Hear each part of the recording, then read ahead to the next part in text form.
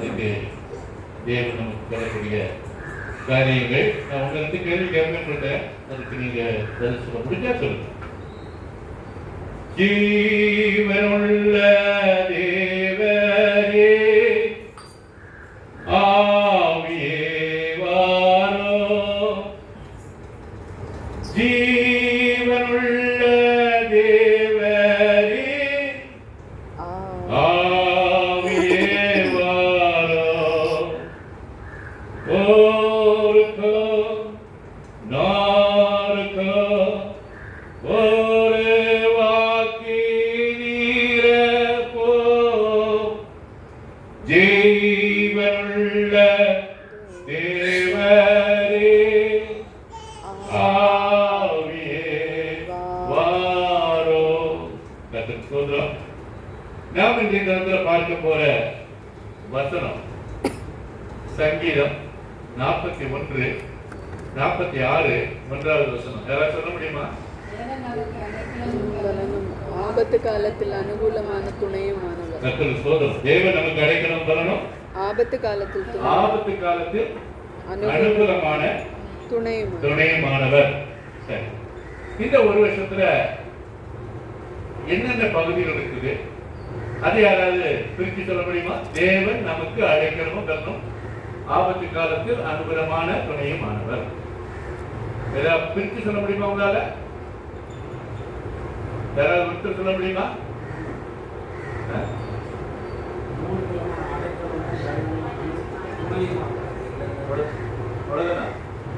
வேற இருக்கா? அந்த வசனம் படிக்கணும். ஆபத்து காலம் தேவன், அதை விட்டுருங்க. தேவன் நமக்கு எல்லாத்துக்கும் வேண்டாமானவர். அடைக்கலமும் பலனும் அனுகூலமான துணை, ஆபத்து காலத்தில் அனுகூலமான துணை. 5 பாயிண்ட். ஒரு சின்ன வசனம் தான், ஆனா அதுல அவ்வளவு சத்தியம் இருக்குல்ல. ஒவ்வொன்றா பார்த்தேன். எனக்கு எக்கச்சக்கமான பேப்பர் வந்துச்சு. 9 பேப்பர் 9 பக்கம் வந்தது. ஆனா அதெல்லாம் கூட விவரிக்க முடியாது. அதுல தேவன் நமக்கு அடைக்கலம். இந்த அடைக்கலம் சொன்னா தெரியுமா உங்களுக்கு? அடைக்கலம்னா என்ன? அடைக்கலம் குருவி அப்படியா? அடைக்கலம் என்ன?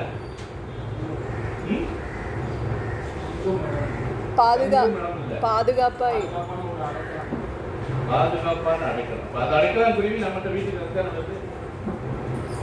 தேடி எல்லா பக்கமும் தான் குருவிகள் தான் இருக்கு. ஆனா வீடுகளை நோக்கி போகிறது அடைக்கலம். இந்த அடைக்கலம் என்பது ரொம்ப விசேஷமானது.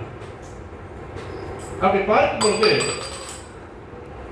அரசாங்கத்திற்கு எதிராக, அமெரிக்க அரசாங்கத்துக்கு எதிராக ஒரு சகோதரன் என்ன பண்ணாருன்னா, அவங்களோட ரகசியங்களை எடுத்து பேப்பர்ல இந்த ரகசியம் வெளியே வந்தது எப்படி, யார் இந்த ரகசியத்தை விட்டான்னு சொன்னா அந்த ஆள் கண்டுபிடிச்சார். அந்த ஆளு இதேதான் மேல சில பார்க்கக்கூடிய ரகசியங்களை வெளியிடுவது அவருடைய பழக்கம். அந்த மாதிரி அவர் வெளியிட்டார். சர்வசாதாரணமா நினைச்சா வெளியிட்டாரு. ஆனா அது வினையா போச்சு. அந்த செய்தி எப்ப வந்ததோ அடுத்த நாளில் இருந்து அவரு வெளியே வர முடியாத ஒரு சூழ்நிலை. அவ்வளவு ஒரு சீரியஸான மேட்டர். இன்றைய அவர் அடைக்கலத்துல தான் இருக்கிறார்ன்றதை நான் பார்க்கிறேன். அதாவது அடைக்கலம் என்று சொல்லப்படுது, ஒவ்வொரு தேசத்துக்கும் ஒரு எம்பசி இருக்கும். இந்த எம்பசியில வந்து தூதரகம் சொல்லுவாங்க. அந்த தூதரகத்துக்குள்ள நீங்க போய் சேர்ந்துட்டாங்கன்னா, அவங்க பாதுகாப்பு கொடுத்தாங்கன்னா எந்த பிரச்சனை இல்லை. அந்த மாதிரி தான் இந்த மனுஷன் தூதரகத்துக்குள்ள போயிட்டாரு. அவங்க அடைக்கலம் கொடுத்தாங்க. இன்ன வரைக்கும் அந்த அடைக்கலத்துல அவர்கள் பாதுகாப்பா இருக்கிறதை பார்க்கின்றோம். ஆனா அது வேடிக்கை நினைச்சா, அந்த தூதரகம் அவங்களுக்கு அடைக்கலம் கொடுத்திருக்கு, அந்த நாடு அவங்களுக்கு அடைக்கலம் கொடுக்கல. இந்த தூதரகத்தை வாசப்படி வெளியே வந்தாங்கன்னா தெரியும். இதுதான் அடைக்கலத்தினுடைய மகிமை. இது உலக பிரகாரமான ஒரு காரணம். சாதாரணமான உலகத்துல ஒருவன் செஞ்ச குற்றத்திற்காக அவனை பிடிக்கணும்னு சொல்லி அரசாங்கம் நோக்கும் பொழுது அவனை பிடிக்க அந்த தூதரகம் அவனை காப்பாற்றுவதை பார்க்கிறோம். ஆனா இந்த உலகத்துல நம்ம சுத்திரும் சத்ருவானவன் நம்மை வளர்த்துவதற்காக காத்துக்கொள்ளும். இந்த சத்ருவிடத்திலிருந்து நம்மை பாதுகாத்துக் கொள்ளத்தக்கதாக நாம் என்ன செய்யணும்? தேவனிடத்திலே நாம் அடைக்கலம் பெற வேண்டும். அப்போ வசனத்துல தேவன் நமக்கு சொல்ற காரியத்தை நாம் விசேஷமாய் பார்ப்போம். அதுக்கு முன்னதாக தேவன் நமக்கு சொல்கிற அற்புதமான வசனத்தை உங்களுக்கு படிச்சுட்டு அப்புறமா அடைக்கலம் எந்த விதத்துல தேவன் நமக்கு தர வல்லவராய் இருக்கிறார் என்பதை பார்க்கிறோம். பிலிப்பியர் புத்தகம் 4ஆம் அதிகாரம் 1ஆவது வசனம் முதல் 7ஆவது வசனம் வரைக்கும் நீங்க படித்து பார்ப்பீர்களானால், ஆதலால் எனக்கு பிரியமும் வாஞ்சியுமான சகோதரரே, எனக்கு சந்தோஷமும் கிரீடமுமானவர்களே, பிரியமானவர்களே, இந்தபடியே நீங்கள் கர்த்தருக்குள் நடித்திருங்கள். கர்த்தருக்குள்ள சந்தோஷமா இருக்கும் பொழுது எல்லா விதமான பாதுகாப்பும் நமக்கு கொண்டு இருப்பதை தெல்ல தெளிவாக இந்த பகுதியிலே சொல்லப்பட்டிருக்கிறது. கர்த்தருக்குள் எப்போதும் சந்தோஷமா இருங்கள். ஏன் இது தெளிவா சொல்றேன்னா, கர்த்தர்கிட்ட நம்ம சில காரியங்களை கேட்போம். எல்லாருமே தேவையுள்ளவர். இந்த தேவைகளை எப்போதுமே கர்த்தருக்கு நம்ம கேட்போம். அவனை கேட்கும்போது நமக்கு கிடைக்குது என்பதை நாம் சொல்ல முடியாது. நாம் கேட்கிற காரியங்கள் நமக்கு மிஞ்சிய காரியங்களை நாம் கேட்கிறவர்களாக இருக்கிறோம். அப்ப தேவனுடைய அனுகிரகம் நமக்கு இல்லாத போது என்ன சொல்லுவான்? தேவன் தோஷம் சொல்லுவான். அவன் ஒருத்தர் இருக்கான், அவன் எல்லா தப்பும் பண்றான், அவனுக்கு எல்லா விதமான ஆசீர்வாதத்தையும் தேவன் கொடுக்கிறார், ஆனா எனக்கு கொடுக்க மாட்டேங்கிறார். இது அப்போ அவனுக்கு ஒரு நிம்மதி கிடையாது, சந்தோஷம். அதனால்தான் தேவன் சொல்லுகிற வார்த்தை என்ன? கர்த்தருக்குள் நிலைத்திருங்கள், கர்த்தருக்குள் எப்போதும் சந்தோஷமாயிருங்கள். மறுபடியும் சொல்லுகிறேன், சந்தோஷமாயிருங்கள். அப்ப தேவன் எப்ப நம்ம பாதுகாக்கிறதுக்கு வல்லமையா இருக்கிற, நம்ம சந்தோஷமா இருக்கும் பொழுது என்ன அதிகமா நமக்கு அந்த பாதுகாப்பு கிடைக்கும். அடுத்தது, உங்கள் சாந்த குணம் எல்லா மனுஷருக்கும் தெரிந்திருப்பதாக. நம்முடைய சாந்த குணம் மற்றவங்களுக்கு தெரிஞ்சிருந்ததுன்னா நம்மகிட்ட வீணா பங்கு வர மாட்டாங்க. ஆனா அதையே சில அட்வான்டேஜ் எடுத்தாலும் எடுப்பதும் உண்டு. அப்ப சாந்த குணமாய் நம்ம இருக்க வேண்டியது அவசியம். அது மாதிரி தேவன் அதிக சொல்லி மட்டுமில்லாம எல்லா மனுஷருக்கும் தெரிந்திருப்பதாக. ஏனென்றால் கர்த்தர் சமீபமாய் இருக்கிறார். நம்ம சிறு சிறு மூஞ்ச வச்சுக்கிட்டு எல்லாத்துக்கும் சண்டை போடுறதா பார்க்கிறது விரும்பவில்லை. நீங்கள் ஒன்றுக்கும் கவலைப்படாமல் அதெல்லாம் சொல்லிட்டு நீங்க ஒன்னத்துக்கும் கவலைப்படாதீங்க, எல்லாவற்றையும் குறித்து உங்கள் விண்ணப்பங்கள் ஸ்தோத்திரத்தோட ஜெபத்தினாலும் வேண்டுதலாலும் தேவனுக்கு தெரியப்படுத்துங்க. தேவன் எதிர்பார்க்கறது உங்களுடைய விண்ணத்தினாலும் ஜெபத்தினாலும் அவருக்கு தெரியப்படுத்துங்க. உங்களை எல்லாத்தையும் எல்லாமாக பாதுகாத்து வலிமையா வரும். இப்பதான் புரிஞ்சுப்பீங்க நினைக்கிறேன். தேவனை முழுமையாய் சார்ந்து அவரிடத்துல பற்றுதலோடாய் அவரிடத்துல எல்லாவற்றையும் என்ன ஒரு கஷ்டமா இருந்தாலும் சரி, அது சோதனையா இருந்தாலும் சரி, வேதனையா இருந்தாலும் சரி, எல்லாவற்றிலும் அவரிடத்துல பகிர்ந்து கொள்ள வேண்டும். ஆண்டவரே எனக்கு இந்த மாதிரி கஷ்டம். இப்ப நான் கடந்த வாரத்துல எனக்கு கண்ணில் லேசா ஒரு சவுப்பா இருந்தது, என்னன்றது எனக்கு தெரியாது. ஆனால் இந்த தினத்துல அது எனக்கு இல்லை. தேவன் மட்டும்தான் எனக்கு மருந்து, வேற ஒன்றும் இல்லை. நாம் தேவனிடத்துல கேட்கும் பொழுது எதுவா இருந்தாலும் சரி, சுகம் பெறக்கூடாத வியாதியா இருந்தாலும் சரி, தேவன் அதுக்கு சுகத்தை தரதுக்கு வல்லமை உள்ளவர். அடுத்த வசனம் என்ன சொல்லுறாங்க? அப்பொழுது எல்லா புத்திக்கும் மேலான தேவ சமாதானம் உங்கள் இருதயங்களையும் உங்கள் சிந்தனைகளையும் கிறிஸ்து இயேசுக்குள் காத்துக்கொள்ளும். அடைக்கலம் என்னன்னு சொன்னீங்க? பரிபூர்ண பாதுகாப்பு இல்லையா? இந்த 4-5 வசனத்திலேயே அந்த காரியங்கள் தெளிவுபடுத்தப்பட்டது. இனிமே உங்களுக்கு நம்ம வசனத்துக்கு போவோம். தேவன் சொல்லியிருக்கிற காரியம் என்ன?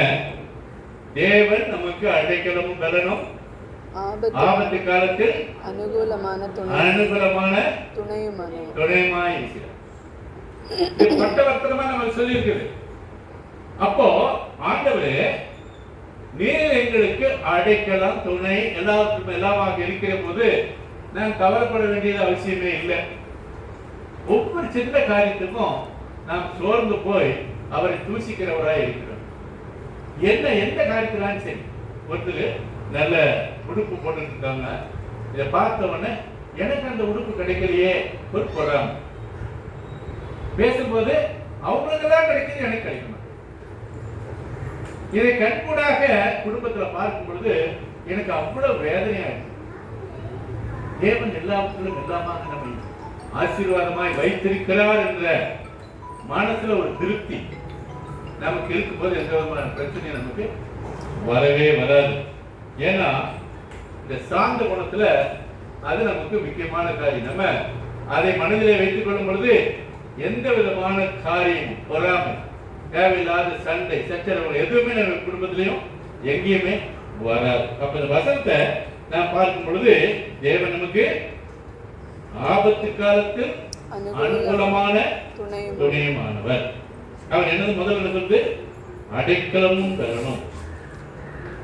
சங்கீதம் 18:2 கர்த்தர் என் கண்மலை, என் கோட்டை, என் இரட்சகர், என் தேவன், நான் நம்பி இருக்கிற என் துருகம், என் கேடகம், என் இரட்சணிய கொம்பும், என் உயர்ந்த அடைக்கலமாயிருக்கிறார்.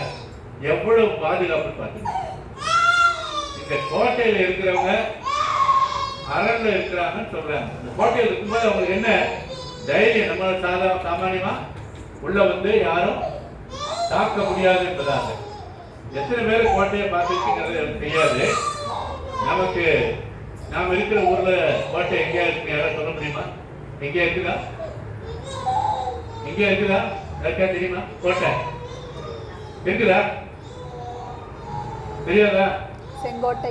என்னமா? செங்கோட்டையா? செங்கோட்டை இங்க இருக்கு தெரியுமா? டெல்லியில.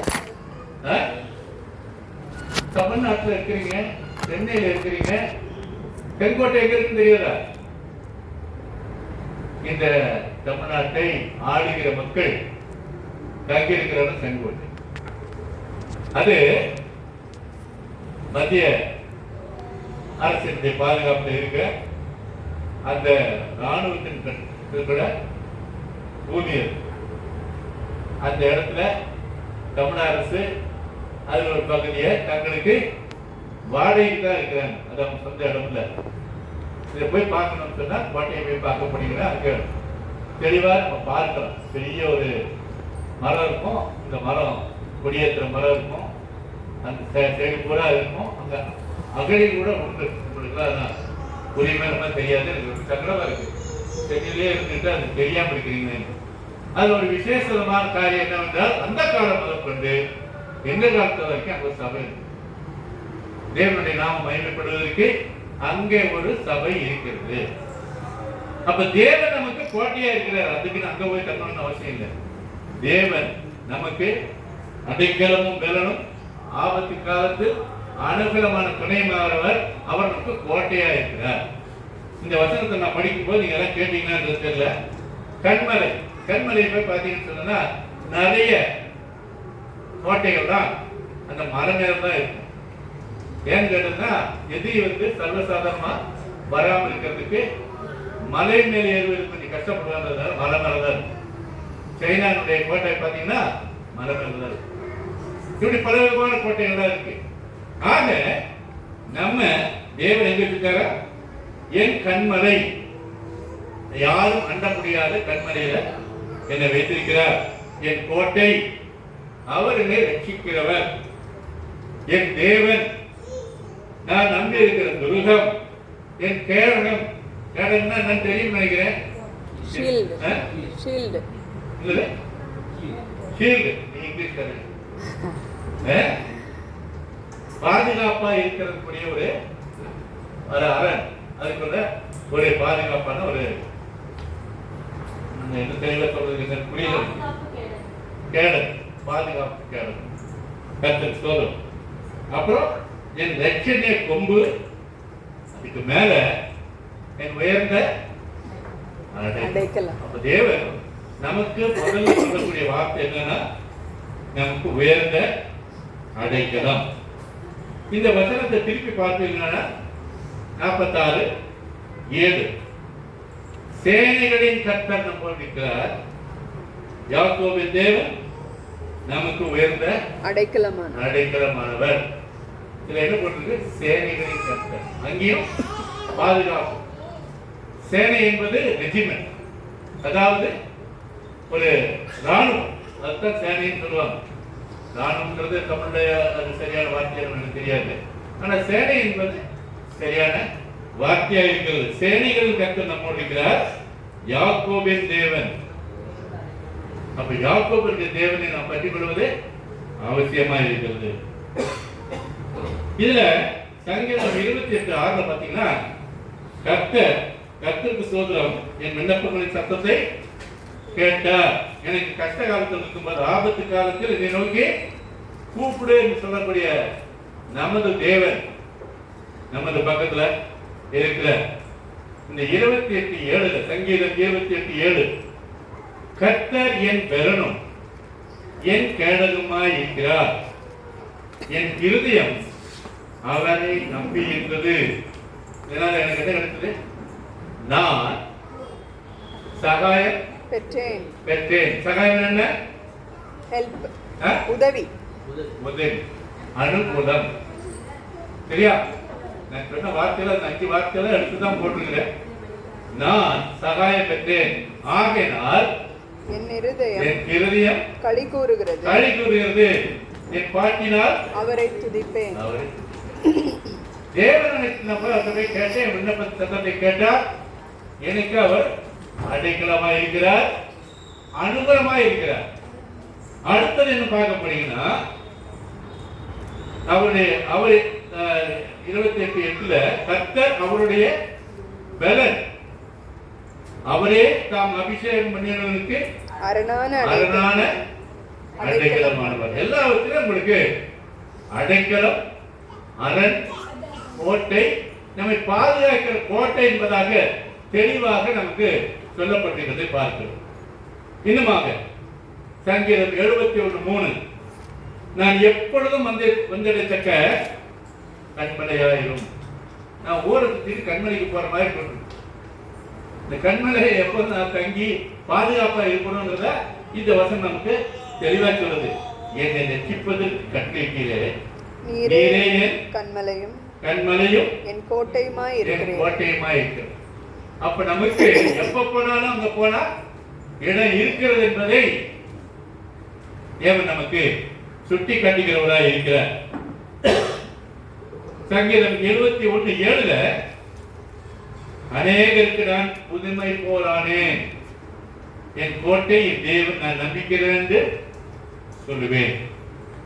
இந்த சங்கீதத்துல விசேஷமாக 91ஆம் அதிகாரத்தை வாசிப்பீர்களானால் அதுல நிறைய வசனம் வரும்.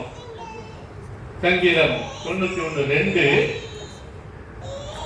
நான் கர்த்தரை நோக்கி நீர் என் அடைக்கலம், என் கோட்டை, என் தேவன், நான் நம்பி இருக்கிறவர் என்று சொல்லுவேன். அப்ப எல்லாவற்றிலும் எல்லாமாக நமக்கு வழிகாட்ட இருக்கிறதை பார்க்கிறோம். அடுத்தது 91:9 எனக்கு அடைக்கலமா இருக்கிற உன்னதமான கர்த்தரை உனக்கு தாபரமாய், எனக்கு நான் தங்கி இருக்கிற இடமா நான் ஏற்றுக்கொண்டபடினால எனக்கு எந்த விதமான சேதமும் வர்றதுக்கு இல்லை. சங்கீதம் 46:7 சேனைகளின் கர்த்தர் நம்மோடு இருக்கிறார், யாக்கோபின் தேவன் நமக்கு உயர்ந்த அடைக்கலமானவர். சங்கீதம் 104:18 சேனைகளின் கர்த்தர் உயர்ந்த பர்வதங்கள், வரையாடுகள், இனிமே குடிமக்களுக்கும் அடைக்கலம். நமக்கு மட்டும் இல்ல, உலக ஜீவராசிகளுக்கும் அடைக்கலம் என்பதாக நான் பார்க்கிறேன். இந்த வரையாடை பற்றி பார்க்கும் பொழுது செங்குத்தான மரத்தை மலை மேல அது ஏறி போகிறத பார்த்துட்டேன். அது எனக்கு ரொம்ப ஆச்சரியமா இருக்குது. வரையாடுன்னு கேள்விப்பட்டிருக்கேன், ஆனா அந்த வரையாடுன்றது செங்குத்தான மலையில அது ஏறி போறத பார்த்திருக்கேன். அதே நேரத்துல இந்த செங்குத்தான மலைக்கும் அந்த செங்குத்து மலைக்கும் கொஞ்சம் வித்தியாசம் இருக்கு. தைரியமா அதை சாவறதுன்னு பாக்குறேன். அப்ப அதனுடைய நம்பிக்கை அது விசேஷமானதுன்னு நான் சொல்றேன். நமக்கு அந்த விசேஷ நம்பிக்கை இருக்குமா? ஒரு செங்குத்தா இருக்கு மலை, இன்னொரு செங்குத்தான மலை, அது அது தாவி அங்க போகுது.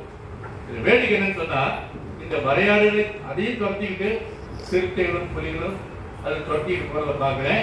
ஆனா அவர்கள் அதுல நம்புறத பார்க்க.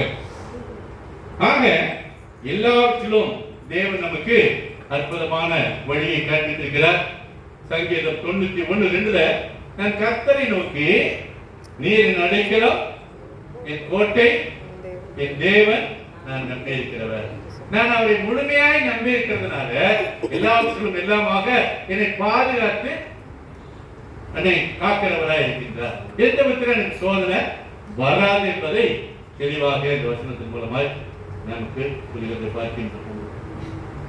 இன்னுமாக உபாகமம் 33:27 அநாதி தேவன் உனக்கு அடைக்கலம், அவருடைய நித்திய பயங்கள் உனக்கு ஆதாரம், அவர் உனக்கு முன்னின்று சத்துருக்களை துரத்தி அவர்களை அழித்து போடு என்று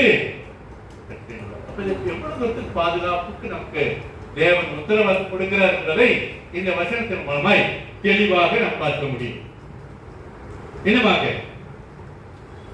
சங்கீதம் 46:11 முதலே படிச்சுட்டு நினைக்கிறேன். 71:7 அநேகருக்கு புதுப்பை போலானே, நீரே எனக்கு பலத்த அடைக்கலமாய் இருக்கிறீர். சங்கீதம் 91:9 எனக்கு அடைக்கலமாய் இருக்கிற உன்னதமான கர்த்தரை நான் உனக்கு தாபரமாய் கொண்டாய், ஆகையால் பொல்லாப்பு உனக்கு நேரிடாது, வாதையும் கூடாரத்தை அணுகாது, உன் வழிகள் எல்லாம் உன்னை காக்கும்படிக்கு உனக்காக தம்முடைய தூதர்களுக்கு கட்டளையிடுவார். உன் பாதம் கல்லில் இல்லாதபடிக்கு அவர்கள் உன்னை தங்கள் கைகளில் ஏந்தி கொண்டு போவார்கள். எல்லா விதத்திலும் எவ்விதமாய் நம்மை பாதுகாக்கிறார் என்பதை இந்த வசனங்களை நீங்க படிக்கிறீங்கனாலே தெரியும். இவ்வளவு அரணான பாதுகாப்பு கொடுக்கிற தேவன் நமக்கு இருக்கும் பொழுது நமக்கு எந்த விதமான கஷ்டமும் இல்லை. ஆனா அப்போது நமக்கு வருகிற சோதனையில தேவனை நாம் தூசிக்கிறவர்களா இருக்கிறோம். சற்று சிந்திச்சு பாருங்க. எல்லாத்திலும் எல்லாமாக எல்லா காரியத்திலும் தேவன் நம்மை வல்லமையா வழிநடத்துகிறார். அடுத்த நிமிஷம் என்ன நடக்குது நமக்கு தெரியாது. ஆனா இந்த அளவு நம்மை பாதுகாத்து வல்லமையா வழிநடத்தி வருகிறார். அதற்கு தேவனுக்கு நாம் ஸ்தோத்திரம் சொல்வது நம்முடைய தலையாய கடமையாய் இருக்கிறது. இன்னமாக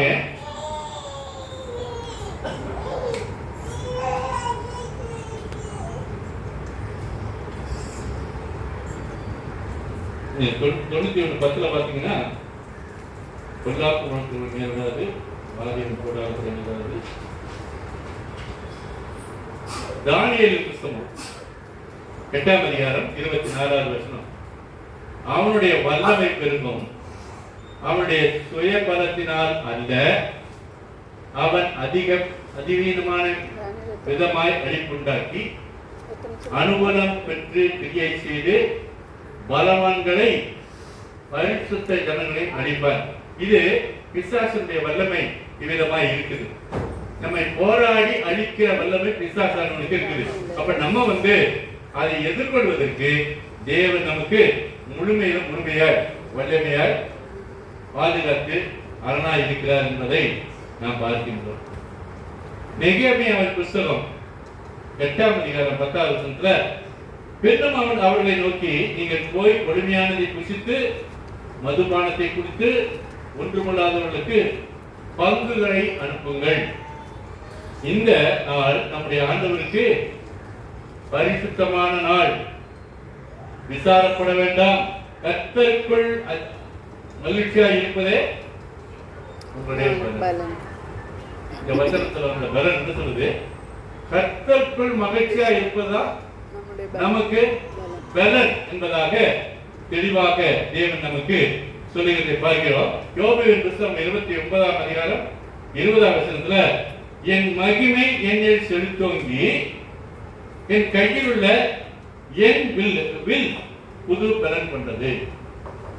தேவனை விசுவாசித்து எல்லாவற்றுக்கும் எல்லாமாக நாம் அவரை துதித்து அவரை மகிமைப்படுத்தி அவரை போற்றி அவரிடத்துல வேண்டுதல் செய்யும் போது அவர் நமக்கு பாதுகாக்க வல்லவராக இருக்கின்றார். இதுல ஒரு சின்ன ஒரு காரியத்தை ஆசைப்படுறேன். இந்த வில்லானது எதிரியை தாக்கி அவனை அழிக்கக்கூடிய வல்லமை உள்ளது.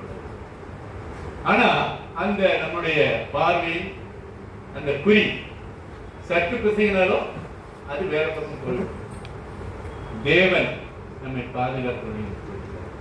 நீங்க எத்தனையோ பேர் சகோதரிகள் இருக்கீங்க, வீட்டில் சமைக்கும் போது சமைக்கிறதுக்கு முன்பதாக தேவன் நமக்கு முன்பாக வைத்திருக்கிற அந்த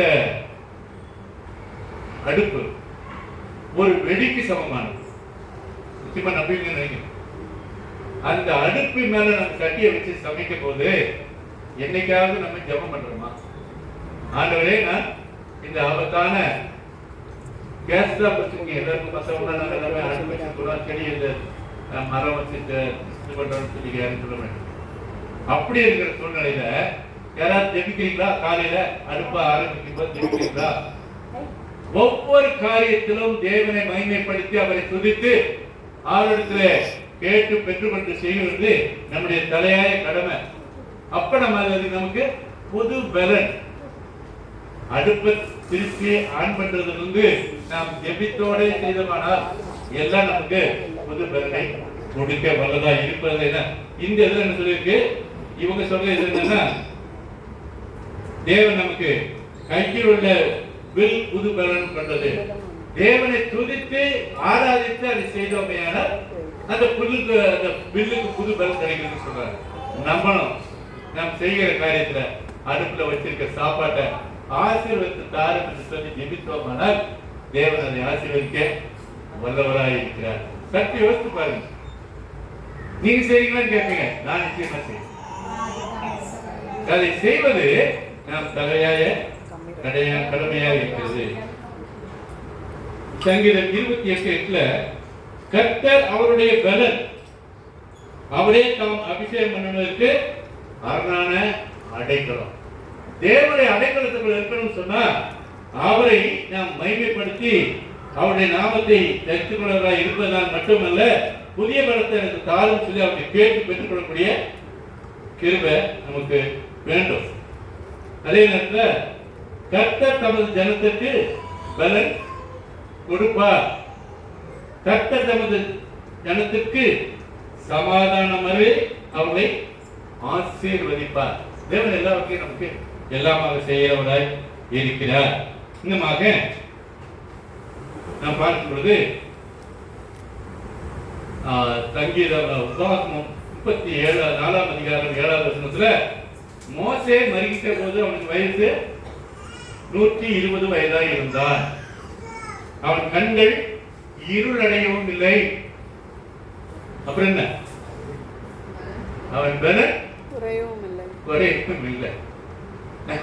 இன்னைக்கு காலையில கக்கூட்டத்துல போடும்போது எனக்கு கண்டு சரியா தெரியல. ஏன்னா வயசான காலத்துல கேட்ராக்ட்னு கண்ட புற வந்ததுன்னா சரியா தெரியாது. அந்த குறை என்கிட்ட இருக்கு. ஆனா அப்ப என்னுடைய அர்த்தம் என்ன? தேவனிடத்துல நான் வைத்திருக்கிற விசுவாசம் குறைவானது. தேவனை பரிபூர்ணமாய் அவருடைய பாதுகாப்பு அரண்கொள்ள நான் இல்லை என்பதாக நான் என்னை பற்றி எனக்கு குறை சொல்வதற்கு உள்ளவனா இருக்கிறேன். கர்த்தர் அடுத்த வசனத்துல யோசுவாவின் புத்தகம் 14ஆம் அதிகாரம் 11ஆவது வசனத்துல, மோசே என்னை அனுப்புகிற நாளில் எனக்கு இருந்த அந்த பலன் இந்நாள் வரைக்கும் இருக்கிறது. யுத்தத்திற்கு போக்கும் வர்க்கமாய் இருக்கிற அப்போது எனக்கு இருந்த பலன் இப்போதும் இருக்கிறது. சொல்ல முடியுமா? தேவன் நமக்கு எல்லாவற்றும் எல்லாமாக சத்தியத்தை அறிவித்த நாளிலிருந்து இன்ன வரைக்கும் அதே பலத்தோடு சக்தியோடு இருக்கிறேன்னு யாராவது சொல்ல முடியுமா? எனக்கு சொல்ல முடியாது. நான் எப்படி சொல்லுவேன்? அவ்வப்போது எனக்கு நான் எதிர்பார்க்கிற சின்ன சின்ன காரியத்துல எனக்கு சோதனை வருதுங்க. அதே பலத்துல எப்படி சொல்லுவேன்? இது நம்ம வர்ற கேள்வி. ஆனால் தேவன் நமக்கு சொல்லுகின்ற உத்தரவாதம் உள்ள வாழ்க்கையில அந்த தினத்துல தேவன் அப்படியே யுத்தத்திற்கு போகும்போதும் வருத்தமா இருக்கும் போதும் அப்போது இருந்த பலன் இப்போதும் எனக்கு இருக்கிறது என்று வசனத்தின் மூலமாய் நமக்கு உறுதித்து சொல்கிறதை நாம் பார்க்கிறோம். யோபுவின் புத்தகம் 29:20 என் மகிமை என்னில் செலுத்தோங்கி என் கையில் என்னில் புது பலம் கொண்டது. நம்ம அதை படித்தோம். ஆகில எல்லாற்றும் எல்லாமே இருக்கிற தேவன் கர்த்தர் உன் போக்கிலும் வரத்திலும் எதிர்பார்ப்பட்டு என் தந்தைக்கும் காப்பார் என்று சொல்லக்கூடிய தேவன் நம்மை முழுமையாய் ஆசீர்வதித்து வல்லமையாய் வழிநடத்தவராய் இருக்கின்ற தேவன் நமக்கு இந்த திருப்பி அதே கண் தெரியாதனால் குறிப்பு 2-3 தடவை வசனங்கள் திருப்பி வந்திருக்கிறது. அங்கே 138:3 நான் கூப்பிட்ட நாளிலே எனக்கு மறு உத்தரவு அருளினீர், என் ஆத்மாவிலே பலன் தந்து என்னை தைரியப்படுத்தினீர். இப்ப எல்லாமே நான் படிச்சது சொன்னதெல்லாம் வந்துச்சு அவங்களுக்கு. இப்ப அனுகூலம் துணையை பத்தி நான் உங்களுக்கு சொல்லணும். அப்போ சங்கீதம் 103:17 கர்த்தருடையோ கிருபையோ அவருக்கு பயந்தோர் மேலும் அவருடைய நீதி அவருடைய பிள்ளைகள் மேலும் அனாதியாய் என்றைக்கும் உள்ளது. ஏசாயா 41:10 நீ பயப்படாதே, நான் உன்னுடைய இருக்கிறேன், திகையாதே, நான் உன்னை தேவன், நான் உன்னை பலப்படுத்தி உனக்கு சகாயம் பண்ணுவேன். சகாயம் பண்ணுவேன் அர்த்தம் அனுகூலம் செய்வேன், என் நீதியின் கருத்தினால் உன்னை தாங்குவேன். அது மட்டுமல்ல, ஏசாயா 41:13 படிச்சீங்கன்னா உன் தேவனாய் இருக்கிற கர்த்தராகிய நான் உன் வலது கையை பிடித்து பயப்படாதே, நான் உனக்கு யாருக்கு இல்லையா துணை நிற்கிறேன். வசனத்துல ஆபத்து காலத்தில் கூட நான் உனக்கு துணை நிற்கிறேன் என்று சொல்லக்கூடிய உத்தரவாதம் தேவன் நமக்கு சொல்லுகிறதை பார்க்கிறோம். ஏசாயா 41:14 யாக்கோபு என்னும் பூச்சியே, இஸ்ரவேலின் சிறு கூட்டமே பயப்படாதே, நான் உனக்கு துணை நிற்கிறேன் என்று கர்த்தரும் இஸ்ரவேலின் புத்திரமாகிய உன் மேய்ப்பர் உரைக்கிறார். 2 நாளாகமம் 3ஆம் அதிகாரம் 20ஆவது வசனத்துல கர்த்தர் எசேக்கியாவின் விண்ணப்பத்தை கேட்டு ஜனங்களுக்கு அனுகூலம் செய்தார். அப்போ தேவன் எல்லா விதத்திலும் எல்லாமாக நமக்கு கூட இருக்கிறத நாம் பார்க்கிறோம். தேவன் எல்லாவற்றிலும் நம்ம வலிமையா வழிநடத்தி வருகிறார். இன்னமாக பலம் அனுகூலம் எல்லாவற்றும் நமக்கு பார்க்கத்தக்காத கர்த்தர் கிருபை செய்தார். அப்ப இந்த வசனத்தை நம்ம திருப்பி படிப்போமானால் எவ்விதமாய் தேவன் நமக்கு துணை செய்கிறார் என்பதை பார்க்க முடியும். ஏசாயா 50:7 கர்த்தராகிய ஆண்டவர் எனக்கு துணை செய்கிறார், ஆகையால் நான் வெட்கப்படேன், நான் வெட்கப்பட்ட போவதில்லை என்று அறிந்திருக்கிறேன், ஆதலால் என் முகத்தை கற்பாரை போல் ஆக்கினேன். 2 தீமோத்தேயு 4:17 கர்த்தரோ எனக்கு துணை நின்று என்னாலே பிரசங்கம் நிறைவேறுவதற்காகவும் ஒரு ஜாதியாருக்கெல்லாம் கேட்கிறதுக்காகவும் என்னை பலப்படுத்தினார். சிங்கத்தின் வாயிலிருந்து ரட்சிக்கப்பட்டேன். அப்ப இந்த வசனத்துல நான் உங்களுக்கு சொன்னபடி கர்த்தரின் அடைக்கலமும் பலனும் அனுகூலமான துணைமானவர். எந்த நேரத்துல?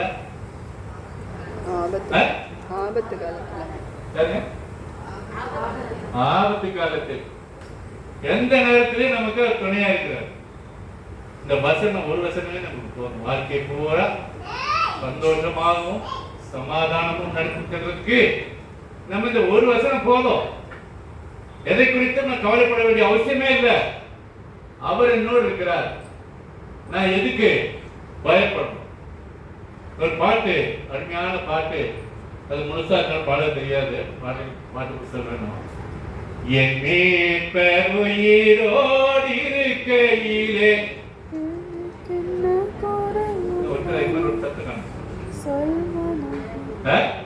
என்ன குறை உண்டு நீ சொல். எனக்கு என்ன குறை உண்டு நீ சொல் மனமே, எனக்கு என்ன குறை உண்டு நீ சொல் மனமே. நம்ம முழுமையா தேவனை சார்ந்திருப்போமே, என்ன கஷ்டம் வந்தாலும் சரி பாட்டு பாடுறத மட்டும் போதாது. என்ன துன்பம் வந்தாலும் நான் கவலைப்படவே மாட்டேன், பாட்டு பாடுறோம். அந்த நேரத்துல பாடுறோம். ஏதோ பிரசங்க வந்து ஏதோ உணர்ச்சி வசப்பட்டு யாருன்னா இயேசுவுக்கு ஒப்பு கொடுக்குறீங்க, முன்னால வாங்க ஜெபம் பண்ணுங்கன்னா உடனே ஆளுக்கு முன்னால போய் நிற்கிறோம். அது இல்லை. நாம் தேவனை உணர்வு பூர்வமாய் அவருடைய வார்த்தைகளை ஜீரணித்து அந்த ஆகாரத்தை நாம் முழுமையாய் பற்றி கொண்டு அந்த வசனத்துல சார்ந்திருப்போங்க. நமக்கு கவலையே கிடையாது. நான் உங்களுக்கு சொல்லணும்னு அவசியம் இல்லை. சில தலையில இடி விழுகிற மாதிரி செய்திகள் கூட எனக்கு நான் கேள்விப்பட்டிருக்கிறேன். அது கேள்விப்பட்டாலும் எனக்கு பத்தி கவலையே இல்லை. தேவன் நல்லா ஒட்டி பார்த்து வேற எங்கேயும் இல்லை, உங்க சொந்தத்துக்குள்ளேயே 25-30 வருஷத்துக்கு முன்னாடி இந்த வீட்டை அடகு வச்சு பணம் கொடுத்தேன். அது நல்லா அனுபவிச்சாங்க. அந்த நேரத்துல கடன் வாங்கியிருக்காங்க. எதுக்கு கடன் வாங்கினாங்க, நான் எதை பத்தி பேசுறேன்னா அதே வச்சு கடன் வாங்கியிருக்காங்க. இதை பத்தி இப்போ ஒரு சகோதரன் சொல்லும்போது எனக்கு மனசுக்கு சங்கடமா இருந்தது. ஆனால் அதனால நான் சோர்ந்து போகல, எல்லாத்தையும் மாற்பாடு. இந்த உலகப்படவ நம்ம காரியத்துல நம்ம ஆவலோடு இருக்கமானா தான் நமக்கு நஷ்டம். அவர் நமக்கு கை தூக்கி வழிநடத்த வல்லவராக இருக்கிறார். நான் எதிர்பார்க்கிற காரியம் எனக்கு நிறைவேறாமல் போயிட்டதே, ஆகினால தேவனை கைவிட்டார் என்பது அர்த்தமே இல்லை. நான் வெறும் கையன் என்பதாக இந்த உலகத்துக்கு வந்தேன். இந்த வெறுங்கைனா பாட்டு கேள்விப்பட்டீங்களா? ஆத்மா ஒன்றை ரட்சிக்காமல் வெட்கத்தோட ஆண்டவா பாருமா.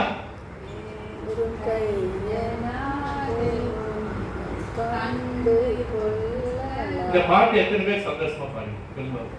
இங்க பாருங்க எத்தனை பேருக்கு தைரியம் இருக்கு. ஆத்மா ஒன்றை ரட்சிக்காமல் வெட்கத்தோடு ஆண்டவா வேறும் கையனாக உம்மை கண்டு கொள்ளலாகுமா. தேவனுக்கு நான் போய் பார்க்கும் பொழுது தேவனுடைய வருகை சமீபமா இருக்கிறது என்று சொல்லிட்டு நான் ஆண்டவரை நான் பார்க்க இப்பொழுது சுத்தமா இருக்கிறேன், நான் ரெடின்னு சொல்றது எத்தனை பேர் இருக்கீங்க? நான் இல்லை. ஏனென்றால் எனக்கு தெரிஞ்ச வரைக்கும் நான் செஞ்சுட்டு தான் இருக்கிறேன். அது எவ்வளவு தூரத்துக்கு பிரயோஜனப்பட்டது அவருக்கு தெரியும், அவர் கணக்கு வச்சுக்கிறார். ஆனா நான் எதுவுமே செய்யாதபடிக்கு அமைதியா இருந்துட்டு நான் தேவனுக்கு எல்லாத்தையும் செஞ்சுட்டேன்னு சொன்னா அது சரியா இருக்குமா? அது பாச பார்க்க வேண்டியது, ஊழியக்காரன் பார்க்க வேண்டியது, பிரசங்கி பார்க்க வேண்டியது. அப்படி இல்லை. எப்ப நம்ம தேவனை தெரிந்து கொண்டோமோ, என்னைக்கு தேவனுடைய சத்தியத்தை நம்ம அறிந்து கொண்டோமோ, அன்னைக்கு நம்ம ஊழியக்காரங்க நமக்கு கிடைத்த ஆசீர்வாதத்தை மற்றவர்களுக்கு சொல்லி அவர்களையும் கூட்டி சேர்ப்பது நம்முடைய தலையாய கடமை. புரியுதா? அப்ப மறுபடியும் திருப்பி நான் கேட்கிறேன், அந்த ஆசீர்வாதத்தை பெற்றவங்க எத்தனை பேர் இருக்கு? எத்தனை ஆத்மாவை கூட்டிட்டு வந்திருக்கீங்க? அந்த ஆசீர்வாதத்தை நாம் பெறுவதற்கு தகுதியானவர்களா? தகுதியானவர் சொல்லக்கூடிய வாய்ப்பை நமக்கு தேவன் தர வல்லவர். ஆகினால் நாம் முழு முயற்சியோட செய்வோம். தேவன் நமக்கு கொடுத்துக்கிற வாசனத்தை மற்றவர்களுக்கும் சொல்லி அவர்களும் அதை சுதந்திரத்துக் கொள்ளப்பட்டதாக அவர்களையும் புத்தியோடாக மாற்றுங்க. தேவன் நம்ம கடைகள் சொல்லும் ஆபத்து காலத்தில் அனுகூலமான துணைமான. அல்லேலூயா. கர்த்தரே, வல்லவரே, நல்லவரே, போதுமானவரே, இந்த நாளிலும் உம்முடைய சத்தியத்தை அறிவித்ததாக சிறிது நேரம்